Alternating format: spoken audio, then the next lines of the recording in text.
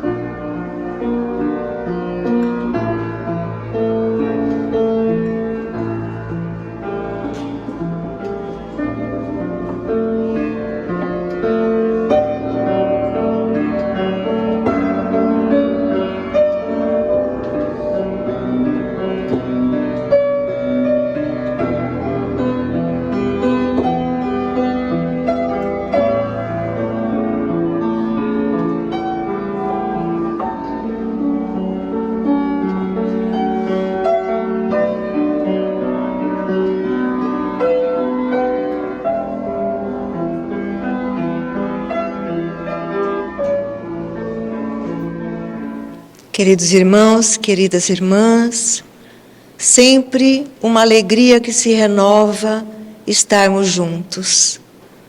Quando a gente chega aqui na Casa Espírita, com o nosso coração repleto de gratidão, nós já podemos perceber que recebemos um verdadeiro banho, um banho muito especial, de energias sutilíssimas, que nos ajudam não apenas na nossa densidade física, nosso corpo, mas fundamentalmente renova a nossa alma, fortalece o nosso emocional e nos prepara para a luta lá fora que continua.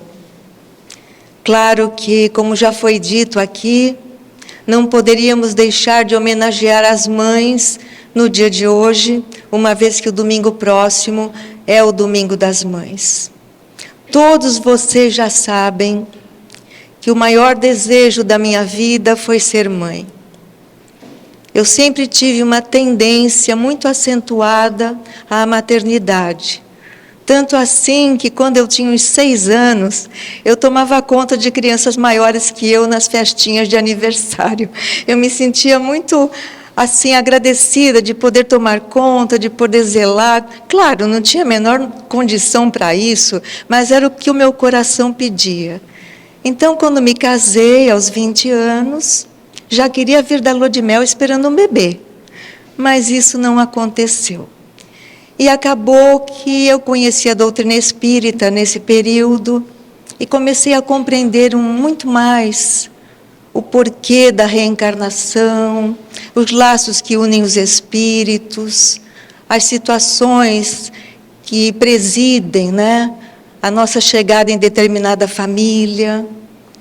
Tudo isso por conta da reencarnação, que eu fiquei sabendo, estudando e me aprimorando nela ao longo desses anos todos, e até hoje a gente sabe tão pouco. Mas a vida me presenteou com 3 joias raras: Leonardo, Leonel e Luciana. Então, assim, queridos irmãos, eu posso dizer a vocês que eu sou uma pessoa extremamente feliz, extremamente realizada, principalmente sob esse ponto de vista da maternidade. Só que hoje, com a idade que eu tenho, os meus filhos adultos, a presença dos meus netos, eu posso sentir algo ainda muito maior no âmbito do amor. Eu me sinto mãe de todos vocês. É alguma coisa assim muito interessante, que com o tempo a gente vai percebendo que os laços da maternidade não são apenas consanguíneos. Ao contrário, eles se estendem. A nossa família vai ganhando novos membros e nós vamos sentindo essa ternura por todas as pessoas que vêm à nossa casa, que a gente cruza lá fora a abordagem que temos com as mães que não tiveram filhos de si mesmas consanguíneos e adotaram bebês, e o amor é exatamente o mesmo, porque o amor transcende a matéria. Inclusive, muitas pessoas que chegam até mim e duvidam da existência da espiritualidade, da existência de um plano maior que está acima da nossa compreensão, e chegam duvidando muito sobre isso. Eu sempre digo, então me responde uma coisa: quais são as células do corpo que produzem o amor? Mesmo os nossos neurônios, que são células extremamente complexas e elevadas, que produzem maravilhas no nosso cérebro, nenhuma célula pode produzir um sentimento. Nenhuma célula material pode produzir o imaterial.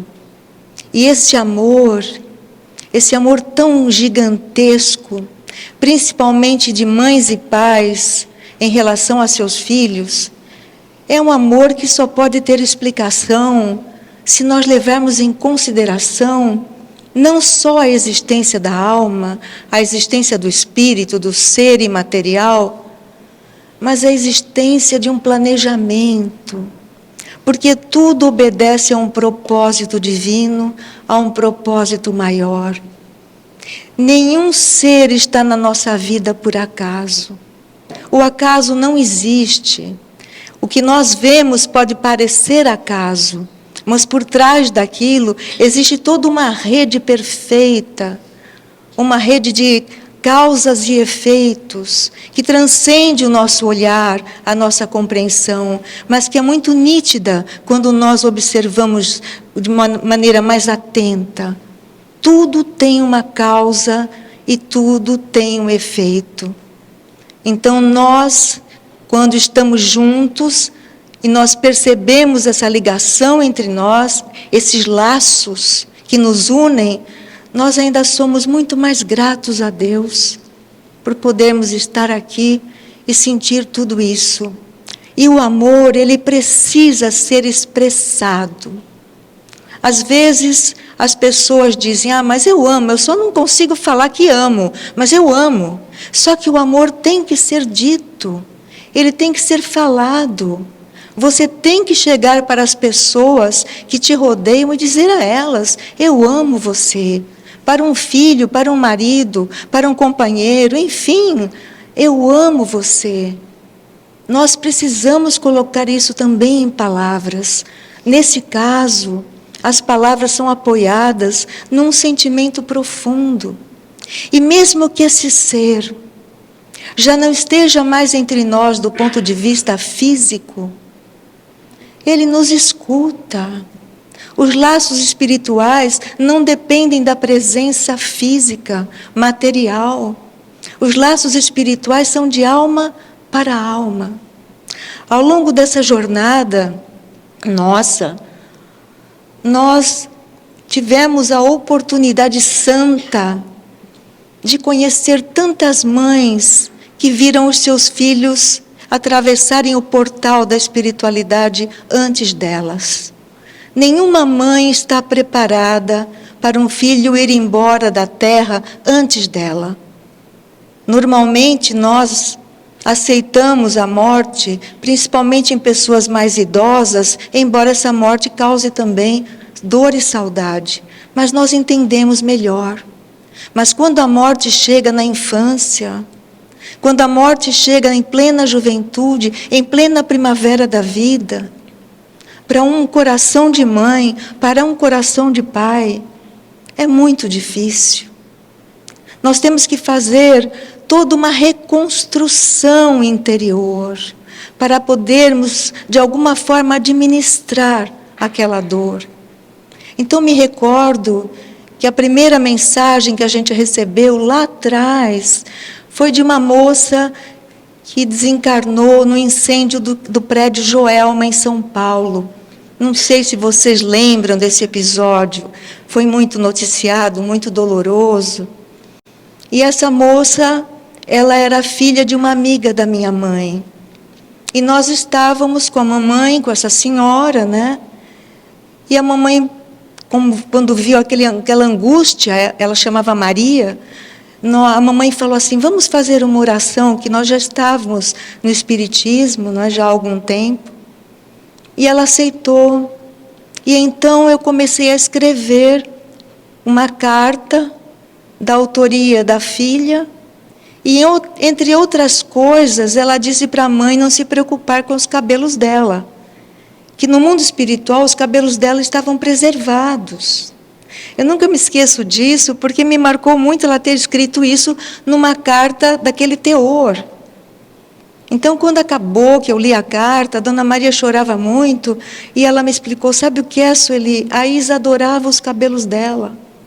Ela tinha um carinho, um zelo por aqueles cabelos, e quando ela morreu queimada, eu pensei, meu Deus, os cabelos dela queimaram. Olha o pensamento da mãe, onde vai, o desespero da mãe, os detalhes. E ela então diz que na espiritualidade os cabelos estavam preservados, ou seja, o perispírito manteve os cabelos dela. O que ficou na terra foi o corpo físico. Então, a partir daquilo, a tarefa acabou se multiplicando, e ao longo da jornada, esse convívio com outras mães foi muito assim enriquecedor para mim. Eu que queria tanto ser mãe, de repente eu estava trabalhando com mães que perderam filhos. E não era fácil para mim. Eu era muito jovem, imatura, então eu chorava muito. Eu chorava junto com as mães, eu ficava muito abalada. Até que a mamãe, minha mãe, sempre muito madura, raciocínio muito firme, ela falou, filha, você tem que parar de chorar, porque se você continuar chorando, você vai adoecer e você não vai poder mais trabalhar nessa caminhada tão boa. Eu nunca me senti digna dessa caminhada, mas por algum motivo, essa porta se abriu, por ela eu entrei e estou aqui. Então, irmãos queridos, num dia em que nós estamos comemorando, em breve, o Dia das Mães, e que a gente está recordando tudo isso, a gratidão é muito grande. E esse sentimento de ser mãe das pessoas que me procuram, é muito especial. A mãe, ela tem que criar o seu filho com leite e mel. Isso está na Bíblia, e uma querida amiga me relembrou hoje sobre isso. Porque o leite é o alimento, é a nutrição, é aquilo que a criança precisa para se fortalecer. Por que o mel? O mel é a doçura da vida. É quando a mãe oferece não apenas o alimento que faz a criança se fortalecer, mas oferece o alimento da alma, inebria aquela criança com valores do coração. E é então que aquele ser humano, crescendo com leite e mel, ele se torna muito mais sensível. Mesmo que seja às vezes um espírito empedernido que reencarnou, mas quando a mãe oferece o leite e o mel, alguma coisa se modifica. E mesmo que aquele ser demore para de alguma maneira esse mel produzir efeitos, um dia ele produz. Às vezes as pessoas mostram uma dureza, uma rigidez externa, mas lá no coração, só Ele e Deus é que sabem a carência que aquela pessoa carrega. Então nós temos que oferecer o mel, não apenas às mães, mas à mulher. Porque não se pode falar de mãe sem falar da mulher. Sem querer puxar a sardinha para nós mulheres, mas simplesmente fazendo uma pequena análise. Como diz Leon Denis, a mulher é filha do mistério e irmã do infinito. A mulher é médium da vida. Sem a mulher não existiria a vida. Através da mulher é que há o renascimento dos seres. Quando o Senhor da vida precisou de alguém para que o seu filho dileto viesse à terra, quem que ele foi buscar? Uma mulher chamada Maria, extremamente humilde, extremamente singela, uma quase menina. E essa mulher criou aquela criança com tanto leite e mel, que esse mel de Maria inebria-nos a todos e de alguma forma nos favorece até hoje. E a mulher, muitas vezes, ela não se dá conta do seu encanto, da sua força, da sua luz, da poesia que ela traz no coração. Às vezes ela quer se igualar com o seu companheiro homem, sem desmerecer nenhum homem, por favor. Mas a mulher e o homem, eles são complementares, eles não são iguais. A mulher é diferente do homem. Eles têm que ter, perante a lei, perante a sociedade, os mesmos direitos. Mas a mulher não pode achar que ela é igual ao homem. O homem, desde a natureza, ele é estimulado a ter o maior número de fêmeas possível. Desde os reinos da natureza, tanto as aves como os mamíferos. Isso é do instinto, porque ele tem que, de alguma forma, o maior número de fêmeas, ele tem, então, que fazer com que aquelas fêmeas tenham filhotes. Então, isso é uma lei da natureza. A mulher, mesmo na natureza, as aves, os mamíferos, quando a mulher sente, que de alguma forma a gente não sabe qual é essa sensibilidade nos animais, mas eles têm consciência de que vai vir o filhote, o pássaro ou o mamífero, já existe na mulher um comprometimento com a cria. Isso é natural. E como nós estamos muito mais próximos da animalidade do que da angelitude, nós vemos ainda mais acentuada essa, vamos dizer, projeção para a animalidade, mais no homem, com algumas exceções, do que na mulher. Existem exceções, há seres e seres. Cada ser é único, mas nós estamos falando de maneira geral. Então, a mulher, ela não é superior ao homem. Ela é apenas chamada pela sabedoria divina a uma outra função. E essa função é maravilhosa, tanto quanto a do homem. Também, se não fosse o homem, não haveria a criação. Então, assim, existe sempre no universo os opostos. Tudo tem o seu inverso. A sombra e a luz, o dia e a noite, o frio e o calor, o macho e a fêmea, tudo isso. Nós sabemos que vai haver uma época do progresso em que não vai haver tanta distinção, porque o homem vai apurar-se nesse sentido também. Afinal, nós sabemos que o espírito puro não tem sexo. O sexo ainda é da nossa animalidade. E quando eu falo animalidade, eu não estou em nada desmerecendo essa lei maravilhosa da reprodução humana, que a grande função dessa lei é continuar havendo seres humanos no planeta. Quando nós voltarmos para a casa do Pai, com certeza nós desejaremos lá na frente voltar à Terra, com a consciência de que nós precisamos retornar ao planeta Terra. Muita gente diz, eu não quero nunca mais voltar para cá. É uma ilusão. Emmanuel diz que a Terra tem 3 aspectos: escola, hospital e presídio. Ou seja, todos nós estamos aprendendo, estamos nos curando e estamos, de alguma maneira, pagando os nossos débitos. E quanto mais eu tiver consciência da minha função, ou como mulher, ou como homem, quanto mais eu tiver consciência de que, seja eu quem for, eu tenho em mim a presença de Deus, eu tenho em mim a orientação do mundo espiritual superior, eu tenho em mim a possibilidade de me transformar num canal através do qual flua a misericórdia de nosso Pai para todos que nos cercam.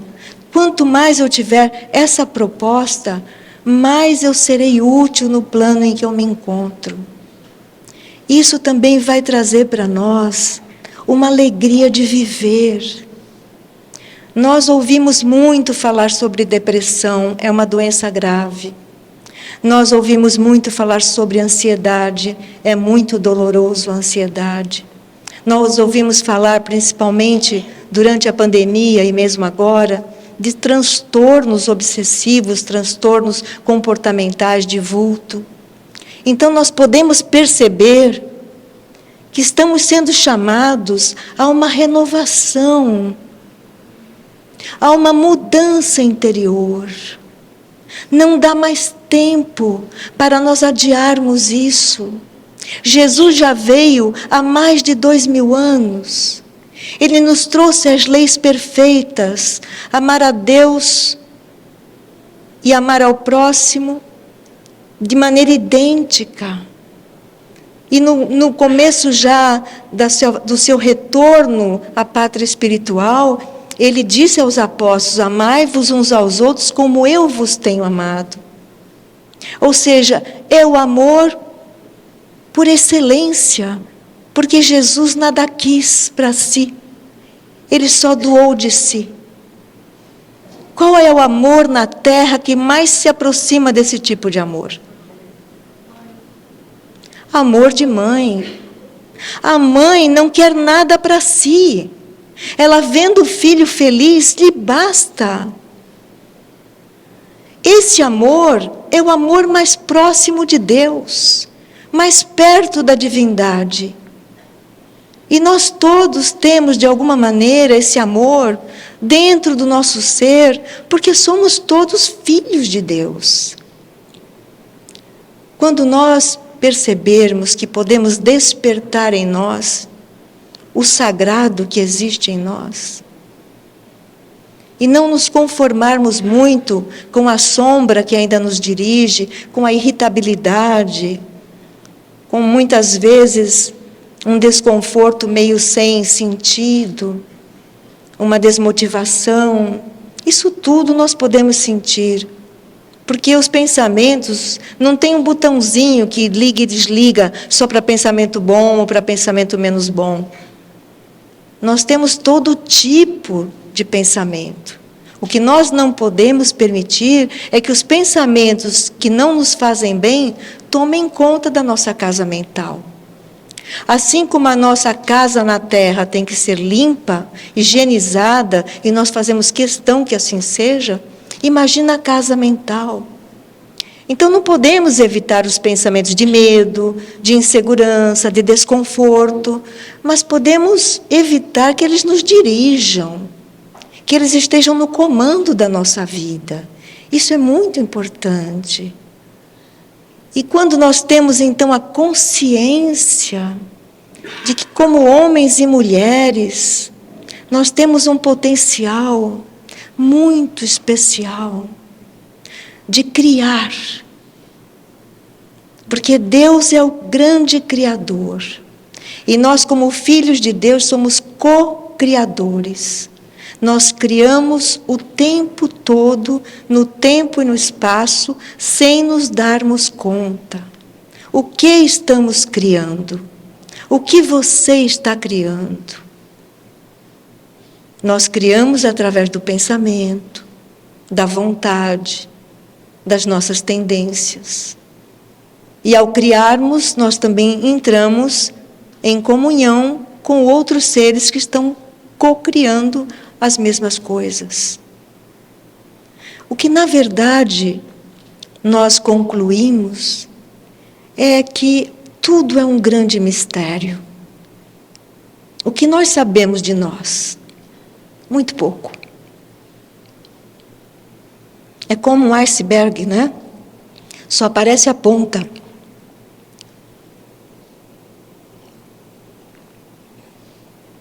O grande corpo de gelo está submerso. Nós somos mistérios vivos. Mas de uma coisa nós já temos total clareza. Primeiro, da nossa origem divina. E segundo, do nosso destino, ser luz. A luz é o único elemento da natureza que jamais se contamina.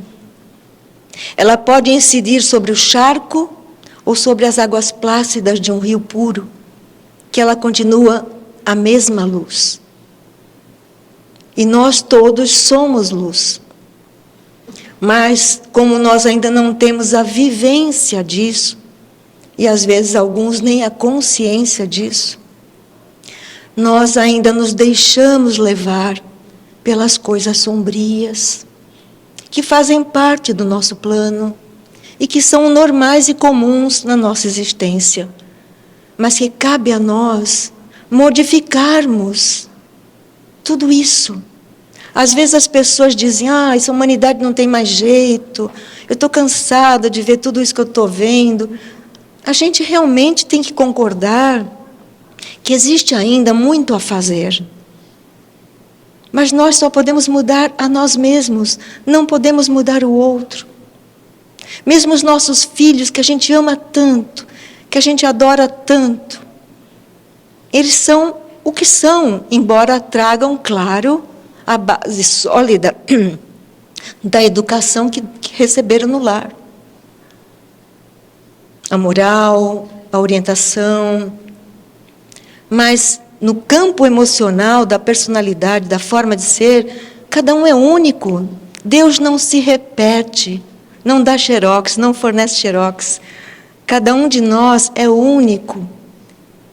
Então, irmãos queridos, nessa quinta-feira que antecede o Dia das Mães, que é um dia tão especial, muitos aqui já não têm mais a mãezinha, né, para abraçar. Quem me dera ter a minha. Mas nós sabemos que, de alguma forma, nós vamos nos abraçar de uma maneira mais sutil. Mas não vai ser um abraço menos amoroso e menos emocionado por causa disso. E, com certeza, os filhos que desencarnaram antes de nós virão também nos abraçar, né, Ana? Virão nos trazer o seu carinho. Porque ao longo dessa jornada em que a gente conviveu e convive até hoje com mães que perderam os filhos, perderam entre aspas, né? Ninguém perde ninguém, a gente aprendeu muito sobre o amor que transcende a matéria, sobre a presença, Às vezes você vive sob o mesmo teto e você não sente que está acompanhado. E às vezes você tem alguém que pouco você vê fisicamente, mas quando vê, é um laço imediato. Existe inclusive eu não sei a poesia agora, não vou me lembrar inteira, né? Mas o Khalil Gibran deixou um poema muito lindo sobre os filhos, né? Quando ele diz: teus filhos não são teus filhos.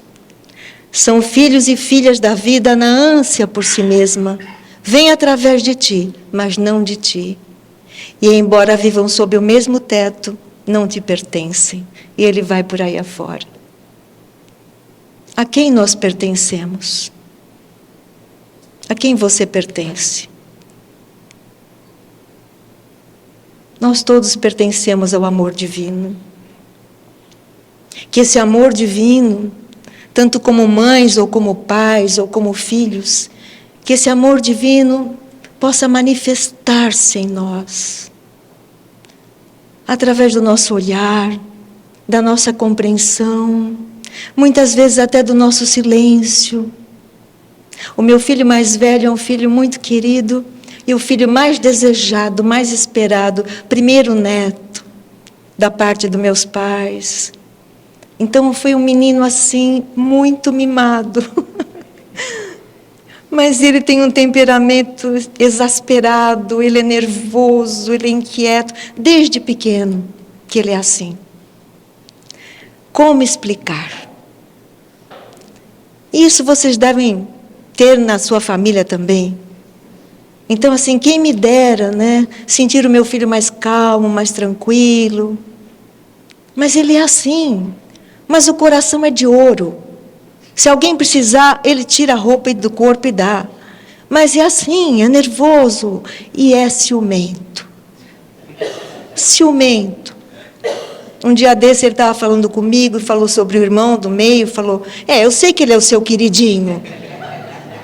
Assim, é muito engraçado porque a gente não tem um queridinho. Às vezes a gente tem um que a gente tem mais facilidade de dialogar. Mas o amor é o mesmo. Todas as mães aqui concordam comigo. Mas e agora? A pessoa só vê através da ótica dela. Obrigada. Então, queridos irmãos, ser mãe não é uma função fácil. Ser mãe é algo que implica num esforço constante e outra coisa, né? Os filhos estão adultos, mas se eles não estão bem, você não está bem. Então, é um amor que não dá para medir. Aquele amor tão especial, tão elevado, tão puro, manifestado de uma maneira que a gente percebe até hoje. O vulto de Maria diante da cruz era inesquecível. E ela continuou a sua jornada com a companhia de João, o evangelista, no promontório perto do mar, num lugar chamado Éfeso. Ali ela recebia a fila de seres que precisavam da sua ajuda. E já bem mais idosa, mas com uma velhice suave que não lhe pesava, numa madrugada, ela recebeu um peregrino. E esse peregrino falava a ela de uma forma como ela nunca tinha ouvido. E esse peregrino, então, em dado momento, disse a ela: mãe, vem a mim. E quando ele estendeu as mãos, ela viu as 2 marcas da cruz nas mãos dele. Apalpou o seu peito e ali estava o lançaço que ele recebera do soldado. E olhou seus pés e ali também estavam as marcas dos pregos da cruz. Ela ajoelhou, mas ele não deixou, segurou-a. Mãe, vem a mim, minha mãe. Chegou a hora do descanso. Ó, irmãos queridos, irmãos amados, que essa mãe amorosa, mãe de Jesus, possa agora envolver a todos nós numa irradiação pura, de doçura, de santidade, de pureza, de saúde, de luz. Que toda a humanidade possa receber os eflúvios de Maria de Nazaré, a doce mãe de nosso Mestre. Que ela nos envolva agora nas irradiações do seu imenso amor. Os nossos lares, os nossos filhos, os que estão na terra e os que já retornaram à verdadeira pátria, todos os nossos familiares, todos recebam a tua graça, Senhora. E nós pedimos licença para encerrar com essas palavras. Estendei vossa mão bondosa e pura, Mãe querida dos fracos pecadores, ao coração dos pobres sofredores, mergulhados nos prantos da amargura. Derramai vossa luz toda esplendores, da imensidade da radiosa altura, da região ditosa da ventura, sobre a sombra do cárcere das dores. Ó Mãe, excelsa Mãe de anjos celestes, mais amor deste amor que já nos destes, queremos nós a cada novo dia. Vós que mudais em flores os espinhos, transformai toda a treva dos caminhos em clarões refulgentes de alegria. Obrigada, Mãe querida, que todas as mães aqui presentes, encarnadas e desencarnadas, recebam a tua graça. Que assim seja. Obrigada, Mãe amada.